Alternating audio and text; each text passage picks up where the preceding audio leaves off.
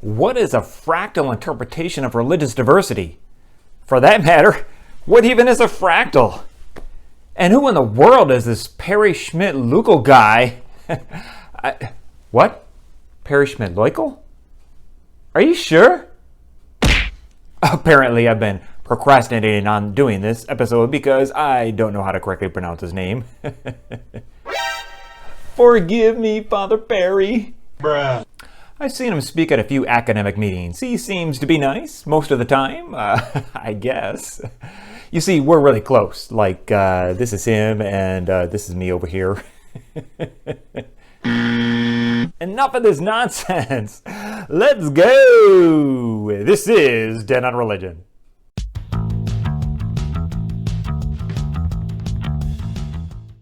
Hey peeps, it's Dr. B with Den on Religion. This video is closed captioned here on YouTube and the transcript is available at 10onreligion.com. If you like religion and philosophy content, one thing I really need you to do is to smash that sub button because it really helps out the channel. I also have a Ko-fi linked in the description if you'd like to help support the channel and help me keep this baby going. Today we're going to talk about a scholar named Perry Schmidt-Leukel from some place called Germany, specifically the University of Münster. The book is Religious Pluralism and Interreligious Theology. This book has several different things going on, kind of mashed together because it's based on two different series of lectures. After Chapter 1, which is an introduction, Part 1 on religious pluralism is based on lectures delivered back in 2014 at the Zhejiang University of Hangzhou in China. I'm sure I didn't pronounce that correctly. Part 2 on interreligious theology is based on the author's Gifford lectures delivered at the University of Glasgow in Scotland in 2015.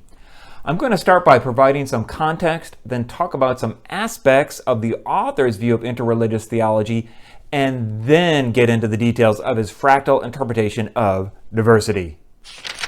The introductory first chapter lays out what the author considers four logical options regarding the truth of religious traditions. He doesn't really clarify what he means by the word truth in a philosophical sense, but I digress. The logical options are 1. None are true. 2. Only one is true. 3. More than one is true, which has two further options. 3a, either one in a uniquely superior sense, or 3b, none superior to the rest so that some are possibly equally valid. He labels the first logical option as naturalism, although there is a religious form of naturalism, with Wesley Wildman's position being one example, so his usage of this term as being entirely non-religious perhaps needs some clarification. He labels the second option as exclusivism, none are true except mine. He labels 3a as inclusivism, more than one is true, but only mine is somehow uniquely superior to the others. He labels 3b as pluralism. He does make two further points which are important to consider. First, tolerance is not pluralism because tolerance is based on a negative assessment of what one tolerates, while pluralism is based on a positive assessment of what one appreciates, although that does not necessarily mean everything was equally valid. There's not a sheer relativism in that there can still be criteria for adjudicating validity. The second important point is that he mentions agnosticism as not being an additional position because it is a kind of second-order claim about not being able to assume any one of the other four positions, which makes it logically prior to the other four positions.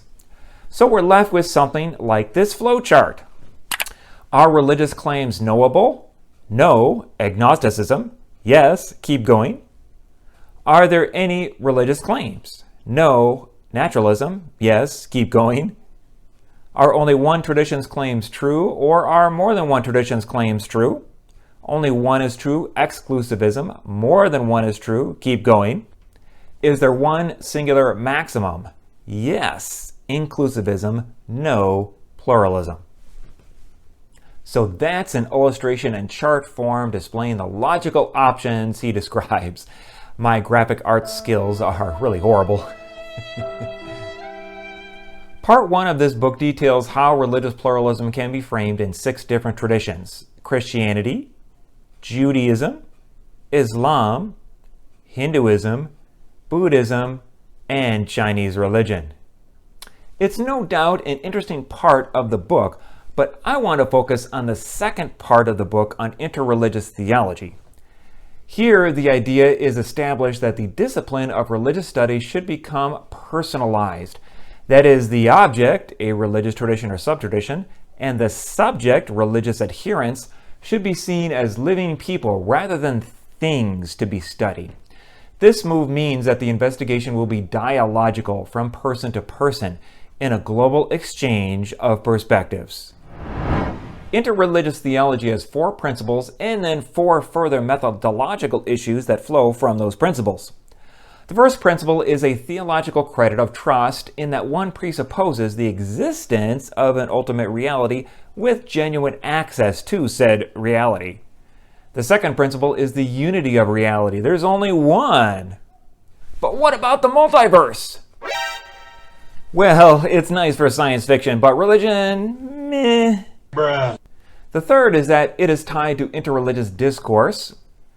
The fourth is the in-process character or incomplete nature of interreligious theology. There are always more ways to comparatively frame interreligious ideas as an ongoing process. These 4 principles lead to 4 methodological points. Interreligious theology should be perspectival in facing the confessional dimension. It should be imaginative and seen through the eyes of others. It should be comparative in seeking reciprocal illumination, and it should be constructive in seeking mutual transformation. After laying down this groundwork, Schmidt-Lückel then takes the next 4 chapters to provide examples of how to interreligiously compare 2 traditions. I'm not going to talk about them, but for those interested, the pairings are Islam and Christianity, Christianity and Buddhism, Buddhism and Islam, and Buddhism and Christianity on creation. These are obviously not the only pairing options, but they show by way of example how this methodology can be accomplished. And now we're finally here. The last chapter details his fractal interpretation of religious diversity.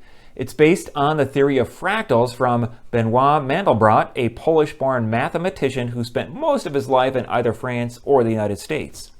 He coined the term fractal to describe a set of geometric structures which he introduced in the 1970s. The basic idea is that smaller copies of a pattern are continuously nested inside each other such that one sees the same shapes no matter how far one zooms in. Schmidt-Lückel takes this idea and posits that there are 3 different levels of religious diversity. First, intercultural, between traditions. Second, intracultural, within a tradition. Third, intrasubjective, within an individual person. Here's the quotation from the book describing this. A fractal interpretation of religious diversity proposes that the differences that can be observed at the interreligious level are, to some extent, reflected at an intra-religious level in the internal differences discerned within the major religious traditions, and that they can be broken down at the intrasubjective level into different religious patterns and structure of the individual mind. What this means is that multi-religious identity is a possible attribute not only of religious individuals. It is also an attribute of individual religious traditions. Since a fractal interpretation presupposes that the other religious person is never completely or entirely other, this means that key components of the other's religion will likely have parallels in one's own tradition. It's not really as different as we might think it is at first glance. Remember the idea that the objects and subjects of religious studies should be personalized, seen as living people rather than things to be studied? If we're all people, then obviously there's some similarities going on there. But given that such similarities are never strict and that there will always be many kinds of variations, the fractal approach also allows for a clear discernment of differences as well. This is why reciprocal illumination, learning from the otherness of the other, is so important. The otherness of the religious other will be understood in terms of a different emphasis and possibly further elaboration of certain aspects of religious ideas or practices that are either less developed or differently developed in one's own tradition. This does not mean to necessarily accept all forms of diversity as good and may even include darker aspects of religion. But take a look again at the flowchart. One result of a fractal interpretation of religious diversity does mean that diversity is not always an expression of something which is false, thus ruling out exclusivism, or something that is inferior, thus ruling out inclusivism. It definitely falls underneath the pluralist interpretation. So, what do you think about the fractal interpretation of religious diversity? Is Schmidt-Luckel's application of fractals to religious diversity helpful? Are there other positive implications of this application that should be pointed out? Leave a comment below and let me know what you think. Until next time, stay curious. If you enjoyed this, support the channel in the link below. Please like and share this video and subscribe to the channel. This is 10 on Religion.